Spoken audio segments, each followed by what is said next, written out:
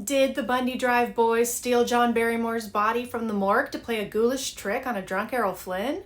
The O.J. Simpson murder is not the only spooky thing associated with Bundy Drive, a beautiful street located in the upscale neighborhood of Brentwood in Los Angeles. But back in the 1930s and early 40s, a rogue fraternity of actors, writers, and poets wreaked havoc on this street. Said scoundrels included comedian and juggler W.C. Fields, renowned Shakespearean film actor John Barrymore, rapey pirate Errol Flynn, screenwriter Gene Fowler, critic Sadakichi Hartman, painter John Decker, and Anthony Quinn, who was grandfathered in because he had the same blood type as several of the members and would come in handy when they needed blood transfusions, which was more often than one would hope. These men were talented and significant drunks of Hollywood's golden age. They made the bungalow of Bundy Drive their watering hole, if that water was alcohol. The home belonged to John Decker, a mysterious artist with a checkered past, whose paintings can be seen in films such as the film noir Scarlet Street. Decker was known for his characters in the old European style. He'd paint recognizable movie stars as medieval knights, noblemen, and jesters. One of the most well-known paintings is the head of his friend W.C. Fields on the body of Queen Victoria, rumored to be an art forger who copied famous paintings and pawned them to elites and occasionally to prestigious museums. Clearly hyper-fixated on medieval stuff, for his Bundy Drive house, Decker created a family crest that hung above the big wooden door with unicorns and bears framing an inscription with 3 words: useless, insignificant, poetic.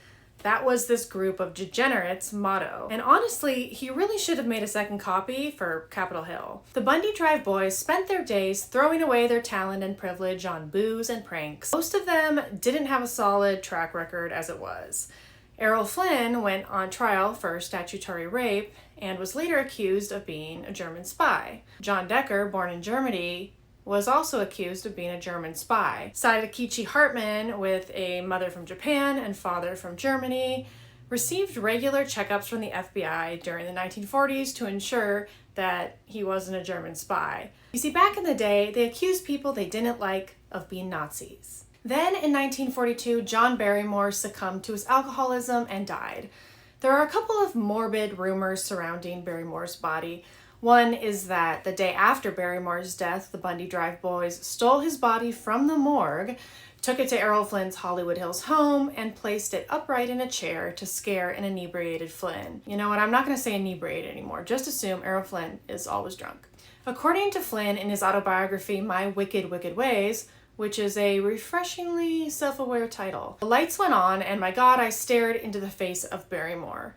His eyes were closed. He looked puffed, white, bloodless. I let out a delirious scream. Drew Barrymore, John Barrymore's granddaughter, who may be the most sane but also maybe least aware of personal space member of the Barrymore family, corroborated this story in a 2020 episode of Hot Ones.